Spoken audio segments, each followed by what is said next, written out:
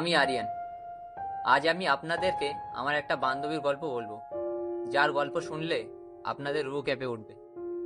পিতার মৃত্যুর পর অঙ্কিতা রাত দিন এক করে দিয়েছিল নিজের একটা বাড়ি কেনার জন্য। তার নিজের আত্মীয় স্বজন তার বিপক্ষে চলে গিয়েছিল। প্রতিদিন বাড়িতে শুধু শুধু ঝামেলা অঙ্কিতার আর ভালো লাগছিল না। অঙ্কিতা ভেবে নিয়েছিল যে সে আর ওই বাড়িতে থাকবে না। সে তার মাকে নিয়ে অনেক দূরে চলে যাবে।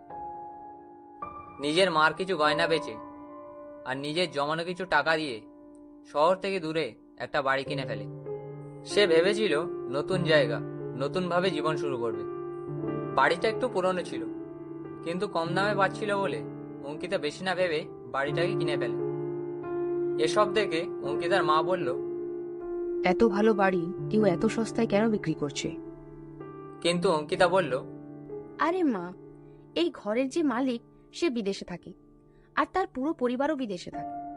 তুই এত দূর থেকে একটা বাড়ি দেখে কি করবি? তাই সে এই বাড়িটাকে বিক্রি করে দিচ্ছে। আর তার কাছে তো টাকার আর কমই নেই, তাই কম দামে বিক্রি করছে, যাতে বাড়িটা তাড়াতাড়ি বিক্রি হয়ে যায়। আর মা, এতে তো আমাদেরই ভালো হলো, আমরা কম দামে একটা কত ভালো বাড়ি পেয়ে গেলাম। অঙ্কিতার মার এই ব্যাপারটা ঠিক ভালো লাগছিল না, কিন্তু অঙ্কিতা খুব খুশি ছিল। তাই অঙ্কিতার মা অঙ্কিতাকে আর কিছু বলেনি। প্রথম প্রথম তো সবকিছু ঠিকঠাকই চলছিল, কিন্তু আস্তে আস্তে সবকিছু বিগড়ানো চালু হয়। অঙ্কিতা একদিন রান্নাঘরে চা বানাচ্ছিল। হঠাৎ তার মনে হলো কেউ যেন তার পিছনে দাঁড়িয়ে আছে। সে ভয়ে ভয়ে পিছন দিকে দেখল, কিন্তু সেখানে কেউ ছিল না। অঙ্কিতা ভাবলো এটা তার মনের ভুল। তার বেশ কিছুদিন পর অঙ্কিতা আর অঙ্কিতার মা বসে গল্প করছিল। হঠাৎ অঙ্কিতার মনে হলো জানলার বাইরে দিয়ে কেউ তাকে দেখছে।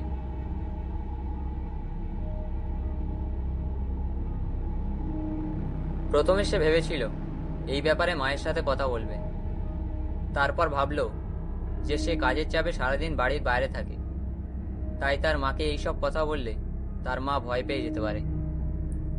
তাই সে তার মাকে আর এইসব কথা বলেনি। তারপর থেকে অঙ্কিতার ওই বাড়িতে এক অজানা ভয় অনুভব হতে লাগলো। কখনো তার মনে হতো কেউ যেন তাকে লুকিয়ে দেখছে, আবার কখনো মনে হতো কেউ যেন তার পিছনে দাঁড়িয়ে আছে। অঙ্কিতা ভাবলো সে এই বাড়ি বিক্রি করে দেবে, কিন্তু কেউ এই বাড়ি কিনতে চাইছিল না। আর যারা এই বাড়িটাকে কিনতে চাইতো তাদের হঠাৎ শরীর খারাপ হয়ে যেত। অঙ্কিতা এইসব দেখে খুব দুশ্চিন্তায় পড়ে গিয়েছিল, কারণ সে যদি এই বাড়িটাকে বিক্রি না করে চলে যায় তাহলে সে বাড়ি ছাড়া হয়ে যাবে।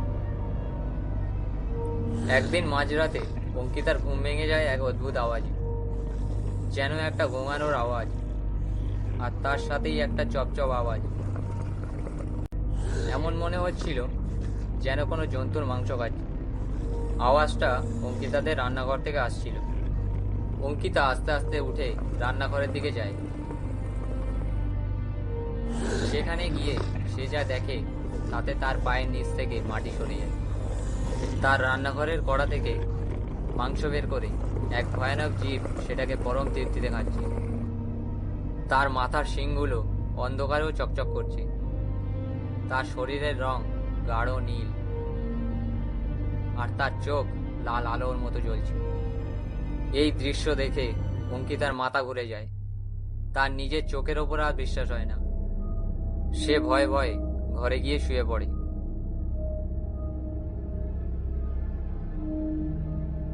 কিন্তু সে আর ঘুমাতে পারছিল না।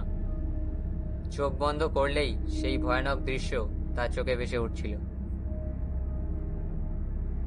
সে শুধু ভোর হওয়ার অপেক্ষা করতে থাকে। পরের দিন সকালে অঙ্কিতা এ বিষয়ে আমার সাথে কথা বলে। হে, এটা তোর ভ্রম হবে হয়তো।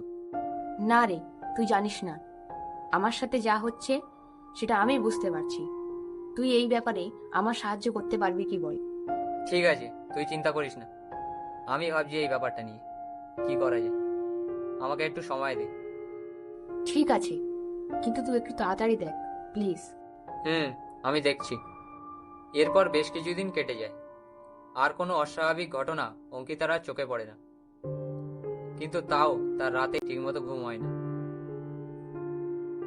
এমনই একদিন রাতে অঙ্কিতা দেখে তার মা বিছানা থেকে উঠে বাইরের দিকে চলে যাচ্ছে। অঙ্কিতা ভাবে, মা এত রাতে কোথায় যাচ্ছে? সে তার মাকে আওয়াজ দেয়, মা, কোথায় যাচ্ছ? ও মা! কিন্তু অঙ্কিতার মা কোনো কথার উত্তর দেয় না। সে সোজা ছাদের দিকে যেতে থাকে। অঙ্কিতা কিছু না বলে তার মার পিছনে যায়। ছাদের দরজার কাছে পৌঁছে অঙ্কিতা যা দেখে তাতে অঙ্কিতার মাথায় যেন আকাশ ভেঙে পড়ে। অঙ্কিতার মা সেই জিনের সাথে কি যেন বলছে। অঙ্কিতা তাড়াতাড়ি দৌড়ে নিজের বিছানায় গিয়ে শুয়ে পড়ে। ভয়ে তার গলা শুকিয়ে যায়। ভোর হওয়ার কিছু আগে তার মা আবার ঘরে এসে তার পাশে শুয়ে পড়ে। অঙ্কিতা তার মাকে কিছু জিজ্ঞেস করার সাহস পায় না। তারপর দিন সকালে অঙ্কিতা আমাকে সব কথা খুলে বলে, আমি একটা ভালো ওঝার সন্ধান পেয়েছি, আর সে বেশি দূরেও থাকে না। তাহলে কালই চল তার কাছে। কিন্তু তার আগে আমি তোর মায়ের সাথে একবার দেখা করতে চাই। আমি ছোটবেলায় এমনই কিছু শুনেছিলাম। ঠিক আছে, আজ সন্ধ্যায় তুই আমার সাথে আমার বাড়ি চল। হুম, ঠিক আছে। সন্ধ্যাবেলায় আমি অঙ্কিতার সাথে অঙ্কিতার বাড়িতে যাই। মা, এটা আমার বন্ধু আরিয়ান। কেমন আছেন কাকিমা? সেসব ঠিক আছে, কিন্তু অঙ্কিতা, তুমি বড় হয়েছো, আর তুমি যদি এমন ভাবে ছেলে বন্ধুদের বাড়ি নিয়ে আসো, তাহলে কি লোকে খুব ভালো বলবে? না মা, ও আমার খুব ভালো বন্ধু। তো আরিয়ান, তুমি কি অঙ্কিতাকে ভালোবাসো? আরে না না কাকিমা, ও শুধু আমার ভালো বান্ধবী। তাহলে অঙ্কিতা তোর সাথে মিলে আমার বিরুদ্ধে ষড়যন্ত্র করছে, আর তুই ওর সাহায্য করছিস কেন? অঙ্কিতার মা যেন আর অঙ্কিতার মা নেই। তার চোখগুলো কালো আর তার চেহারায় রাগের ছাপ স্পষ্ট। এই দেখে অঙ্কিতা আর আমি দুজনেই খুব ভয় পেয়ে যাই, আর সেই বাড়ি ছেড়ে রাস্তার দিকে দৌড়াতে থাকি। কিছু দূর গিয়ে অঙ্কিতা আমাকে বলে, দেখলি তো আমি তোকে কি বলেছিলাম? তুই ভাবছিলি আমি তোর সাথে মজা করছি। আমি সত্যিই বুঝতে পারিনি যে তুই এত বড় প্রবলেমে আছিস। আমি বুঝে উঠতে পারিনি যে ব্যাপারটা এতটাই গম্ভীর। আমার মাকে ওই জিন নিজের কবজায় নিয়ে রেখেছে। মাকে ওর বশ থেকে ছাড়াতেই হবে। ও আমার মার যেন কোনো ক্ষতি না করতে পারে। হে উপরওয়ালা, আমার মাকে রক্ষা করুন। চল, আমি যার কথা বলেছিলাম মনে আছে তোর? উনি অনেক বড় মৌলবী। এক্ষুনি চল ওনার কাছে। আমি আর অঙ্কিতা যখন মৌলবীর বাড়িতে গিয়ে পৌঁছাই তখন অনেক রাত হয়ে গেছে। আমরা মৌলবীকে সব কথা খুলে বলি। সব কথা জানার পর মৌলবী বললেন, চিন্তা করিস না বেটি, তোর মাকে আমি কিচ্ছু হতে দেবো না। এ জিন খুবই ভয়ঙ্কর, কিন্তু তোর মাকে ওর হাত থেকে আমি বাঁচিয়েই ছাড়বো। আপনি এক্ষুনি চলুন আমার সাথে। অঙ্কিতা আর আমি মৌলবীকে নিয়ে অঙ্কিতা বাড়িতে গিয়ে পৌঁছাই। ঘরের মধ্যে সবকিছু শান্ত আর স্বাভাবিক। অঙ্কিতা নিজের মাকে ডাকে, কিন্তু কোনো সাড়া নেই। অঙ্কিতা একটু দুশ্চিন্তায় পড়ে যায়।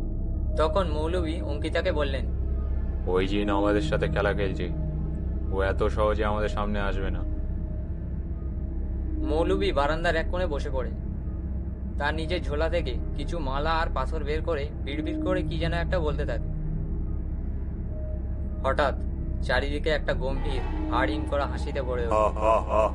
পুরো ঘর ধোঁয়ায় ভরে ওঠে, আর জিন নিজের আসল রূপে সবার সামনে আসে। তার পুরো শরীর নীল রঙের, বড় বড় দাঁত, আর চোখগুলোতে কোনো মনি নেই, শুধু লাল আলোর মতো জ্বলছে। মাথায় দুটো শিং, বিশাল চেহারা।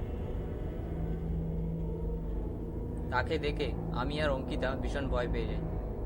সেই জিন মৌলবীর দিকে তাকায়। তুই আমাকে তাড়াবি? হঠাৎ ঘরের ভিতরের জিনিসপত্রগুলো হাওয়ায় উঠতে শুরু করে। এইসব দেখে মৌলবী ভয় পেয়ে যায়। জিনের রূপ দেখে মৌলবী বুঝে যায় যে এই জিনকে তাড়ানো তার ক্ষমতার বাইরে। এ কোনো সাধারণ জিন নয়, এ হলো ইফরিত জিন। মৌলবী সেই ঘর থেকে ভয় পেয়ে পালিয়ে যায়। আমি আর অঙ্কিতাও তার পেছনে দৌড়াই। কিছু দূর গিয়ে মৌলবী অঙ্কিতাকে বলে, বেটি, ওই জিন বিশাল শক্তিশালী, ওকে আমি হারাতে পারবো না। তাহলে আমার মার কি হবে? আমার মা ছাড়া আমার এই দুনিয়ায় আর কেউ নেই। আপনি আমার মাকে বাঁচিয়ে নিন। আমি তো পারবো না, কিন্তু একজন আছে, সে পারবে। ওরকম কত জিন সে দেখেছে। এক পীর বাবা আছেন, তার কাছে যেতে হবে। দেরি না করে আমাদেরকে তাড়াতাড়ি তার কাছে যাওয়া উচিত। আমরা তিনজন মিলে সেই পীর বাবার কাছে যাই। পীর বাবা আমাদেরকে দেখে বললেন, তোমরা চিন্তা করো না অঙ্কিতা, তোমার মাকে আমি বাঁচিয়ে নেব। আপনি আমার নাম জানলেন কিভাবে?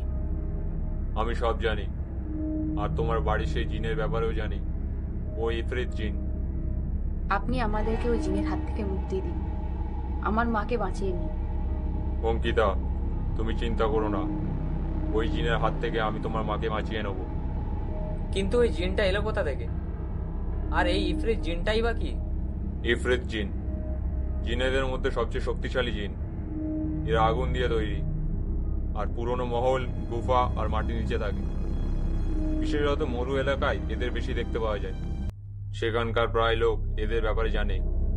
এরা প্রচুর ক্ষমতার অধিকারী হয়, আর ভীষণ রাগী আর জেদিও। এদের কাছে অকল্পনীয় জাদুর শক্তি থাকে। কিছু লোককথা এদের ব্যাপারে জানা যায়।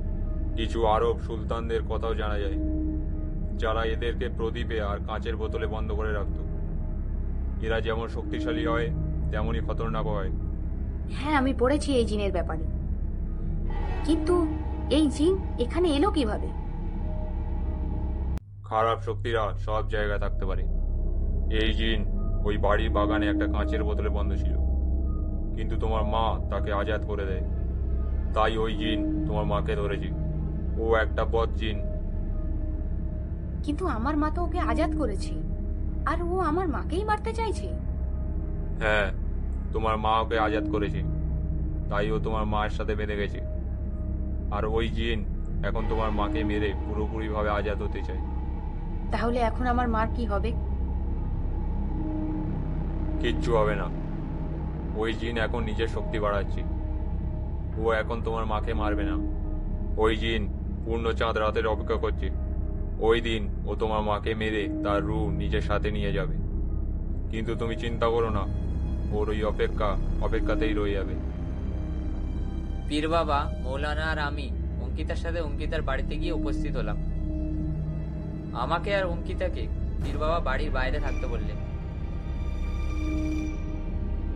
আর মৌলানাজির সাথে পীর বাবা বাড়ির ভেতরে প্রবেশ করলেন। পীর বাবা বাড়ির ভেতরে প্রবেশ করার সাথে সাথেই বাড়ির মধ্যে এক অদ্ভুত গন্ধ আর সাদা ধোঁয়ায় ভরে যায়। আর আচমকা ওই ধোঁয়ার মধ্যে থেকে সেই ইফরিত জিন প্রকট হয়। তুই আবার এসেছিস? সেই দিন তুই আমার হাত থেকে বেঁচে গেছিলিস, কিন্তু আজ আর পারবি না। তুই আমার তখনও কিছু করতে পারিসনি, আর আজও কিছু করতে পারবি না, বদজিন।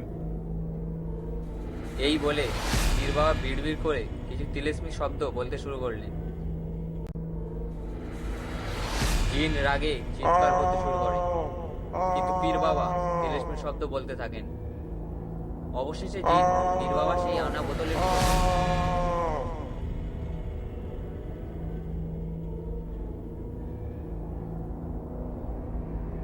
তারপর পীর বাবা সেই বোতল নিয়ে সেখান থেকে চলে যায়। অঙ্কিতার মা খুব তাড়াতাড়ি সুস্থ হয়ে ওঠে, আর অঙ্কিতা নিজের মায়ের সাথে সেই বাড়িতে শান্তিতে থাকতে শুরু করে। কিছু বছর পর